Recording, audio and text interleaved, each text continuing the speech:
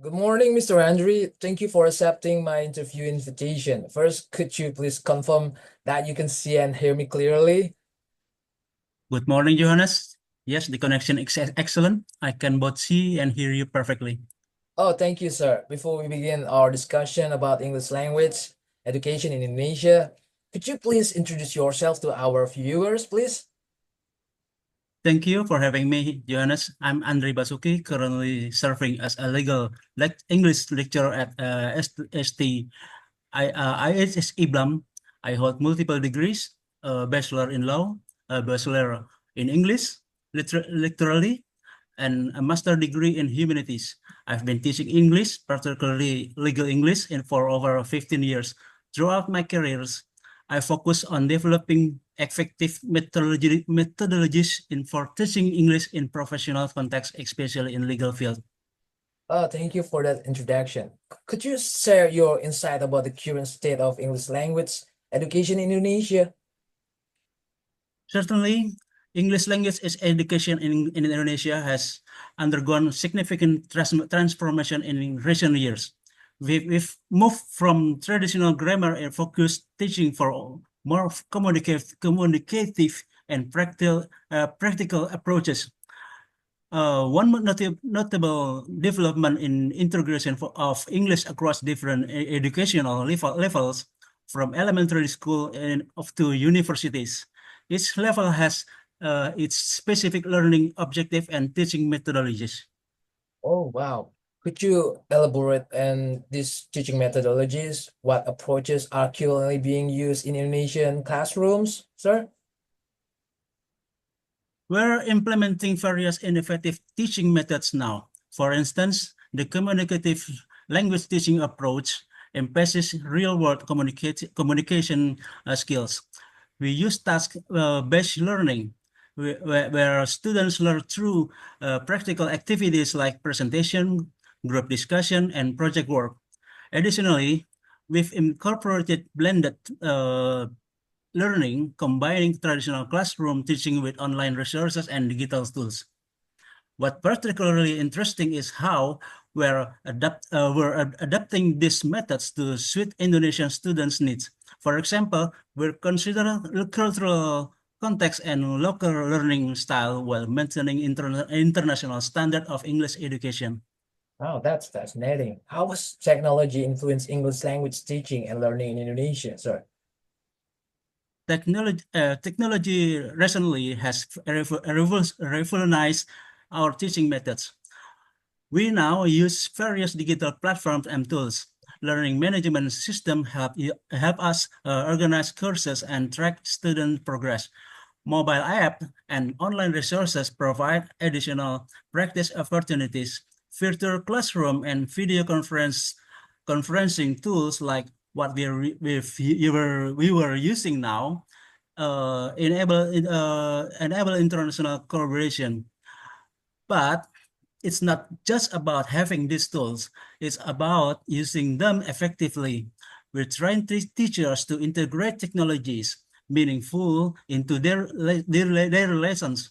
Students use language learning apps such as watch educational videos, participate in online language exchange program.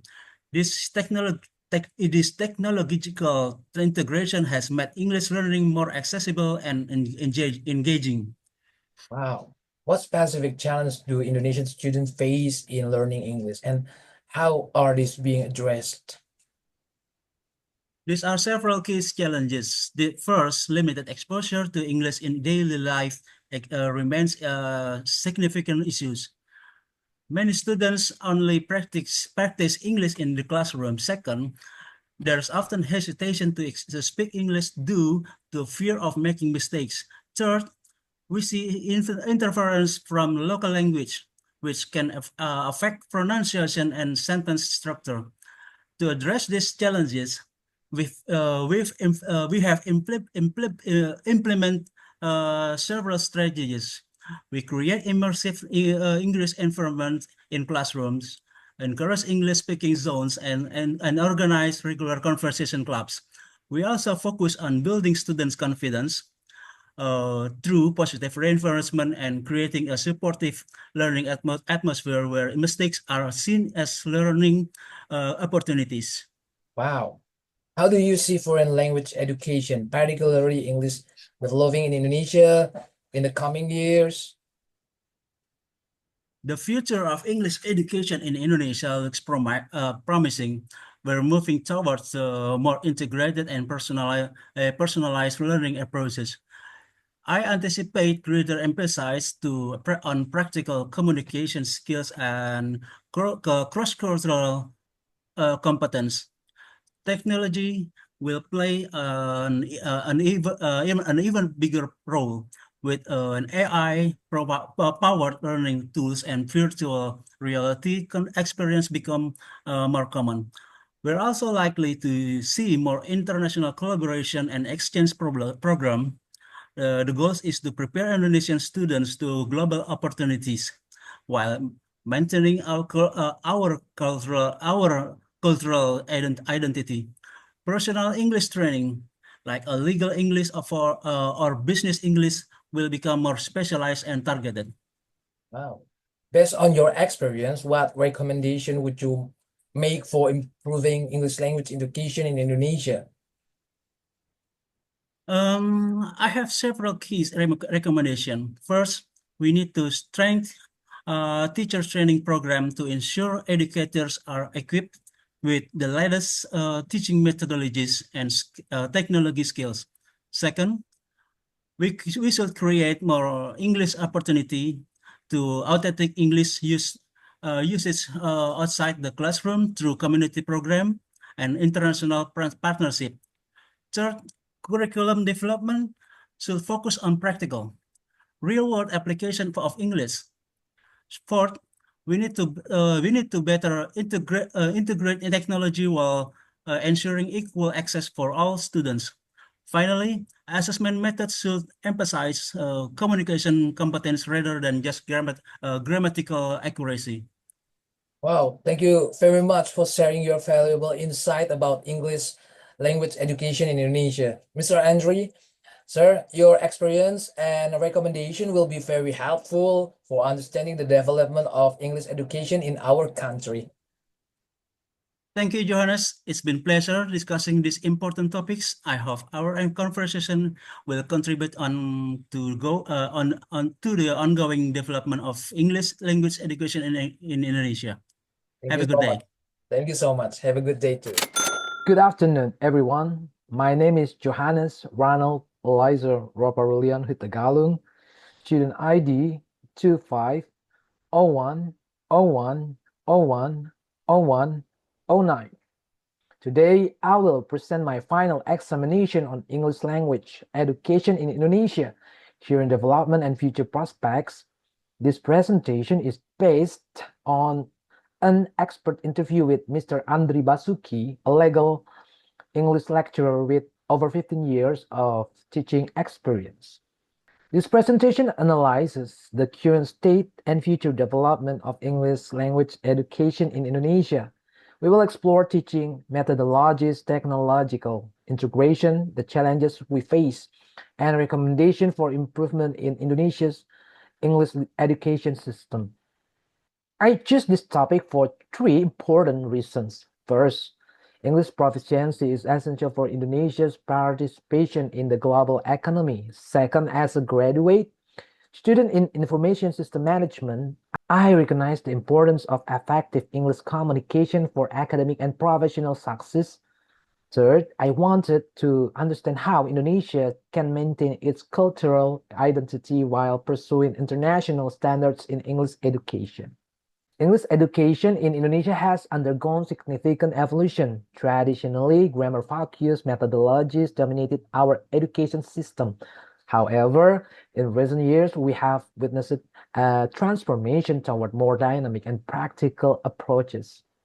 This shift reflects global trends and demonstrates Indonesia's commitment to international opportunities. The current state of English education shows a clear shift towards student-centered learning. We now emphasize communicative language teaching, or CLT, with prioritize real-world communication skills over traditional grammar-focused instruction. This includes practical activities like presentations, group discussion, and project work. English education is now integrated across all educational levels.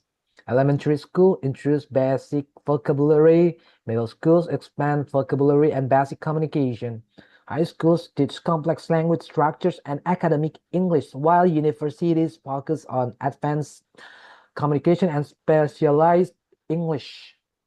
Modern teaching methodologies include three key approaches: task-based learning uses practical activities that simulate real-world scenarios. Blended learning combines traditional classroom teaching with online resources and digital tools. And the communicative approaches emphasize authentic communication and practical language use.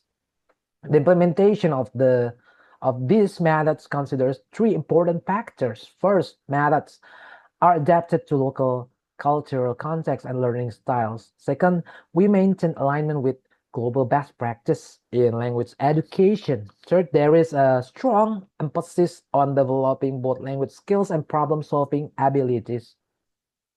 Technology integration plays a crucial role in modern language education. Digital platforms like learning management system facilitate course organization and progress tracking. Mobile applications provide additional practice opportunities and flexibility. Virtual classrooms open new possibilities for international collaboration and exposure to native English speakers. Effective technology integration requires comprehensive teacher training. This includes regular workshops on new educational technologies, ongoing support for implementation, and strategies to meaningfully embed digital resources into lessons. This three-pass approach ensures educators and can effectively incorporate technology into their teaching practice. Despite this progress, several challenges remain. Many students have limited English exposure, practicing only within classroom settings. Language anxiety causes students to hesitate when speaking English due to fear of making mistakes. And linguistic interference from local language can affect pronunciation and sentence structure. Yeah, to address these challenges, we need strategic solution, creating immersive environments like English speaking zones and conversation clubs within schools, implementing positive reinforcement techniques to build confidence and encourage English use, and developing supportive learning environments where mistakes are viewed as learning opportunities. Looking to the future, integrated learning will transform English education. This includes personalized approaches that tailor learning experience to individual student needs, comprehensive skill development, and adaptive learning that utilize AI-powered tools to adjust difficulty and content based on student progress. Future prospects also include enhanced cross-cultural competence. This means increased emphasis on learning about English-speaking culture alongside language skills, incorporating diverse global viewpoints into curriculum, and developing skills for effective communication across cultural boundaries. Technological innovation will revolutionize language learning. AI-powered learning tools will provide personalized experience and instant feedback. Virtual reality will enable immersive language learning through environments simulating real-world scenarios, and augmented reality will enhance physical learning materials with interactive digital overlays. International collaboration will expand through three channels. Exchange programs will provide more opportunities for students to study abroad in English-speaking countries. Global partnership will foster collaborations between Indonesian and international institutions, and virtual exchange will facilitate online interaction with English speakers worldwide. Specialized training programs will emerge in three areas: professional English for specific contexts like business, law, and medicine; academic English for students pursuing international higher education; and technical English for industries requires specific technical vocabulary and communication skills. Based on this analysis, I have several recommendations. First, strengthen teacher training programs to ensure proficiency in modern teaching methodologies, provide ongoing training in educational technologies, and develop teacher skills in fostering cross-cultural understanding and communication. Second, establish more opportunities for authentic English usage outside the classroom, such as conversation clubs, create English speaking events and activities within the broader community, and encourage engagement with English language media for natural language exposure. Third, curriculum development must take a holistic approach. Develop curricula emphasizing practical, real-world applications of English, integrate English learning with other subject areas for comprehensive skill development, and implement ongoing assessment methods to adapt curriculum to student needs. Fourth, ensure equitable access to technological resources for all students. Shift assessment methods toward emphasizing communicative competence over rote memorization and implement ongoing assessment strategies to provide timely feedback and support. From this interview, I learned three key lessons. Indonesia's English education has transformed significantly from grammar focus to communicative approaches. Technology integration requires meaningful pedagogical implementation, not just tool. Availability and teacher training remains a critical success factor. The future is promising with AI, VR, and personalized learning, though authentic language exposure outside classrooms remains a significant challenge. Success requires collaboration between educators, policymakers, and international partners. This experience has deepened my appreciation for the complexity of language education reform and the importance of balancing global standards with local cultural contexts. In conclusion, Indonesia's English education system demonstrates a progressive approach to meeting global communication challenges. Through the implementation of modern teaching methodologies, technological integration, and strategic solution to existing challenges, we are positioning students for success in an increasingly interconnected world. Thank you for your attention. I'm Johannes Ronald Eliza Roparulian Hutagalung, Sarjana Hukum, Magister Hukum, student of Universitas Siber Asia. Thank you.